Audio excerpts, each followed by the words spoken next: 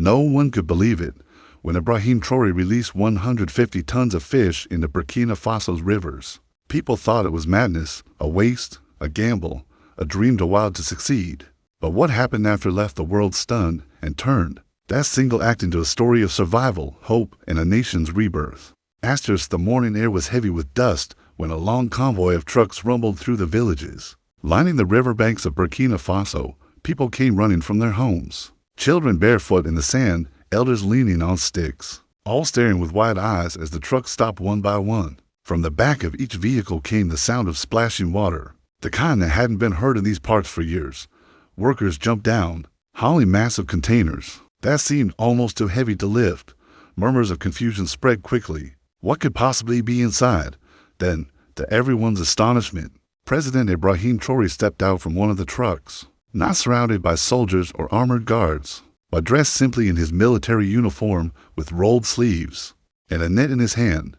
He walked straight to the edge of the river, his boots crunching on dry soil, and signaled for the containers to be opened. In an instant, thousands of shimmering fish leapt into the air, splashing into the muddy waters with a noise so loud it silenced the crowd.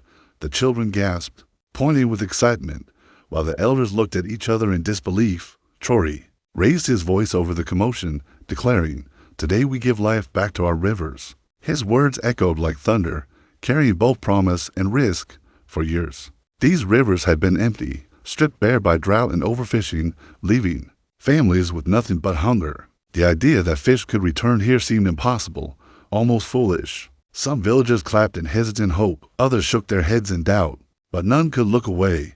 Something extraordinary had begun, though no one could yet understand if it would save them or break them further. In the days that followed, whispers ran through the villages like wildfire, some calling Ibrahim Traoré's act genius, others mocking it as madness. Old fishermen shook their heads, insisting the rivers were dead and nothing could survive in them, while younger men clung to the possibility that maybe, just maybe, life could return. The first signs came quietly. A boy wading in the shallow water with his wooden basket screamed with joy as he pulled out a wriggling tilapia, the first fish anyone had seen in years. Word spread quickly, and soon more children lined the banks, dipping nets and shouting each time they caught another silver flash. At first, it felt like a miracle, too fragile to last. But within weeks the impossible became routine. Fishermen returned from dawn trips carrying baskets heavy with catfish and tilapia, their tired faces breaking into smiles they had not worn in years.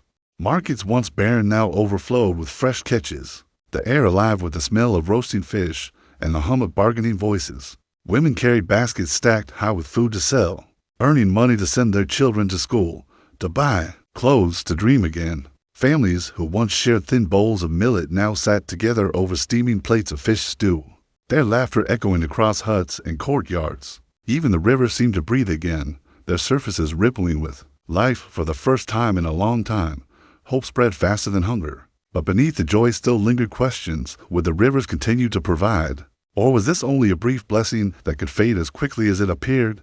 No one had the answer. But one truth was clear. Traoré's gamble was no longer just a story. It was becoming a revolution. As the river swelled with life, something even more unexpected began to happen on the land. Farmers who lived along the river banks noticed their fields changing in ways they could hardly believe. Irrigation channels that once carried only dust now flowed with water rich in nutrients. From the thriving fish populations, corn grew taller, rice paddies spread wider, and vegetables sprouted in soils that had been stubbornly barren for years. Villagers stood in their fields in awe, holding green stalks heavy with grain, whispering that the rivers were feeding the earth itself.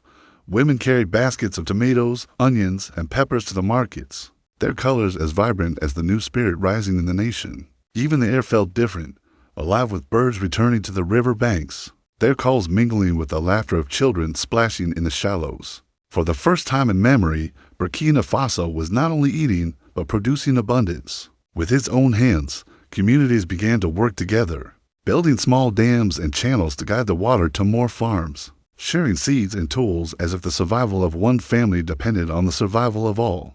Skeptics who once laughed now guarded the rivers with pride, ensuring no one polluted or overfished them, treating the water as the lifeline it had become. What had begun as a gamble of releasing fish was no longer only about rivers or food. It was about restoring balance between land, water, and people.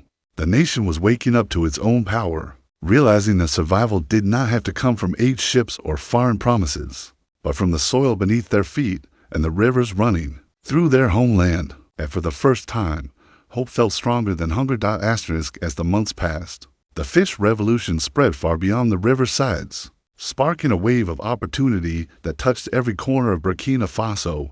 Young men and women, once restless and hopeless in villages with no jobs, now found purpose in the waters that gave them life. Many learned to build fish farms using simple nets and wooden enclosures, turning empty ponds into thriving hatcheries. Training centers opened where elders and experts taught not only how to catch fish, but how to raise them, preserve them with smoking and drying techniques, and sell them in markets across the country. For the first time in years, thousands of youths had a trade that brought both dignity and income. The streets of villages, once heavy with silence, now buzzed with trade. Stalls overflowed with baskets of fish, colorful vegetables, and the smell of sizzling food, while buyers bargained cheerfully, proud that everything on the tables came from their own land. Mothers who once worried over empty pots now served meals rich with protein, and many even began small businesses, cooking fresh fish dishes for travelers or exporting dried catches to nearby towns. The rivers, once seen as dividing lines between communities, became gathering places where families worked together, where festivals were held to celebrate good harvests, and where children swam as their parents pulled in nets heavy with silver. It was more than survival. It was a rebirth of culture, pride, and self-reliance. What had started as one man pouring fish into lifeless rivers had grown into a movement that gave people not just food, but a reason to believe in themselves. Again, and across the nation, people whispered with awe, "Our rivers are alive, and so are we." By the end of the year, what began as a bold experiment had become a symbol of rebirth for the entire nation. The rivers of Burkina Faso, once symbols of emptiness, now carry life, trade, and pride with every flowing current. From the smallest villages to the bustling heart of Ouagadougou, people spoke of the 150 tons of fish as though it were a legend.